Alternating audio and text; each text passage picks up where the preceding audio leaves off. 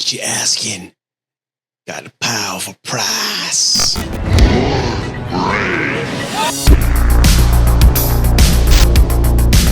As a movie, I've always heard of Pumpkinhead, and even as a kid, when me and my cousins would go to the video store to check out films, we would always see it right there. It had an amazing cover. But for whatever reason, we didn't rent it. We looked at it and, it looks like an Alien ripoff, so we just ignored it. That always bothered me. So I had never seen Pumpkinhead until about 2 months ago, and I want to talk about it because, believe it or not, it's been on my mind since then. And when a film's on your brain, after a few months of you seeing it, that's telling you something. The film stars a great Lance Henriksen, and believe it or not, I've met the guy. I actually interviewed him at a Comic-Con, and he said something pretty special to me that's always stuck with me, and I'll share that story after the review. So stick around. And it's also Stan Winston's directorial debut, and of course, it goes without saying who Stan Winston is, the creator of The Terminator, Aliens, etc. The man's a legend, God rest his soul. And in my opinion, Pumpkinhead can be really best described as a modern-day horror movie fairy tale, where our choices, we have to be careful with them because the wrong choices can lead to disastrous consequences. It's a tale of tragedy and what happens when we seek out revenge. Lance Henriksen plays Ed Harley, a loving father and widower, raising his son and his family farm, and he also owns a small shop that he runs with his son. Life couldn't be better. Then tragedy hits when tourists arrive and his son is accidentally killed in an accident.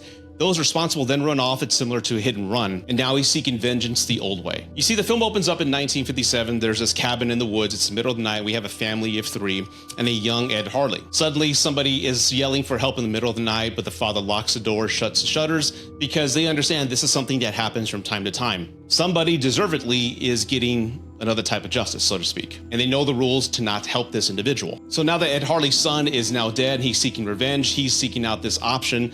And what I love about this world is that it's not a fairy tale. It's not a myth. People know of it. They just don't speak of it. And they warn people not to pursue dealing with this witch who can call forth this demon. Despite locals warning him not to move forward with that option, he does anyway. And that's where the movie takes off. And that's what I love about Pumpkinhead, because it doesn't matter who you are, where you live in this world, we can all understand and relate to what Ed Harley's going through and what he's feeling. Ed Harley's motives are very simple, and you know his motivations, and we can all understand. Especially now that I'm older and a parent, yes, I would probably do the same dumb thing. Actually, I would go pursue the vengeance myself.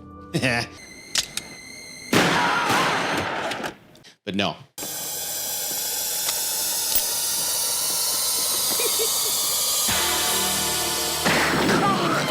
Yeah.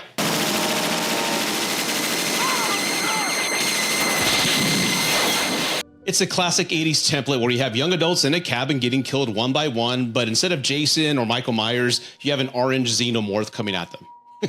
Come on, somebody had to say it. Yes, it looks like a xenomorph, but it does look great. One of my favorite set pieces in the movie is the witch's cabin. It just feels so damn authentic. Even the actress who's playing the witch, I don't know her name, but the delivery of her lines is just chilling. It just has this creepy and authentic feel. And of course, Lance Henriksen is always great. He has very few lines in this film, but his face and expressions just tell the whole story. You can feel the father's love, you can feel the rage and regret in his performance. The lore is also believable. There are rules, they are clear, and we all understand them from the audience's point of view, and we understand what's taking place. And of course, the practical effects are timeless, and they hold up to this day. You can appreciate the stages that Pumpkinhead goes through, from that infant type of body state into that large beast that we see at the end. I also love the sound design, and believe it or not, the sound effect whenever Pumpkinhead appears, you've known it, you've heard it in many other movies.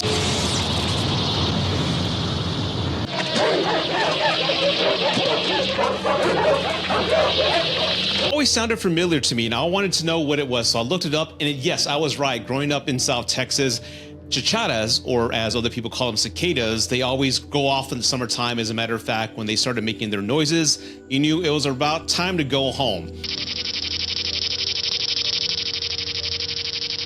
And what I found out was the sound designer went ahead and took that sound, pitched it, moved it around a little bit, and that's how we got that infamous sound. So, bet you didn't know that.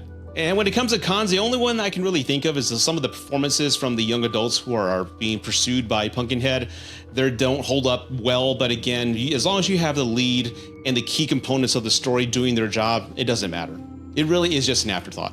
And to be honest, I've been thinking about why the film has been stuck in my mind since I saw it this past summer with my son. It's because it's a tragic tale and it has a very sad ending, and I think I appreciate it more now as an old man versus a kid. I'm glad I didn't see it when I was a child, because I wouldn't have understood how heartfelt that ending was, because there's something about having kids. So for those who don't have kids, you'll know one day, but for us who do, it's an unconditional love.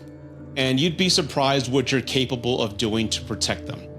And that's what makes this film so damn relatable and heartfelt, because I think any parent can understand what Ed Harley's feeling and what he's going through. And we would be like, just like I was watching this movie, yeah, I would do that. I probably would do that. Then we would come to our senses and regret it like he did. But once things are set in motion, there's really no turning back. And the film just has this tragic, sad ending that no matter who hears it, it stays with you. It's a tragic tale of if you seek out evil intentions, bad things will happen. I love this movie. I got to get the 4K Steelbook. I got to get it. Also, if you love the Misfits like I do, I love all their albums. One of my favorites is Famous Monsters. One of the tracks in that album is called Pumpkinhead. Check it out. It's pretty cool. And now to my Lance Hendricks story. It was in 2017, and I was part of the Alamo City Comic Con, and there was a whole bunch of celebrities I was interviewing that weekend. And I wasn't going to interview Lance Henriksen until Sunday. Friday came around, Saturday came around, and then there's Sunday. And I'm backstage waiting for him to come with his people.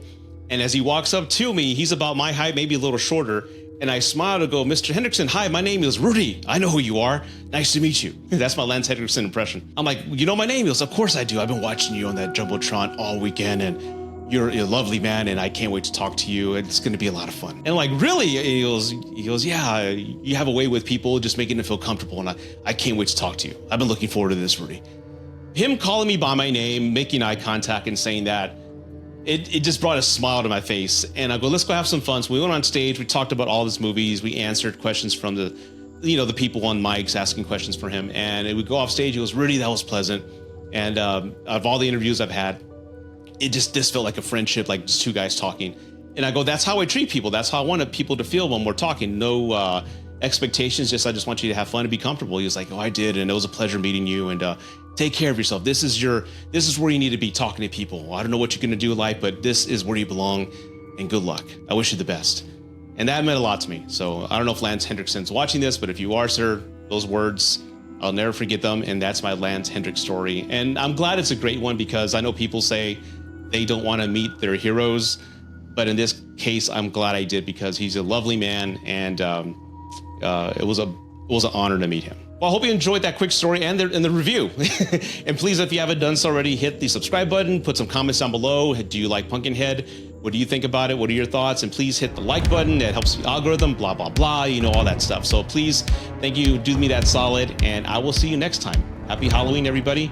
I'll see you soon.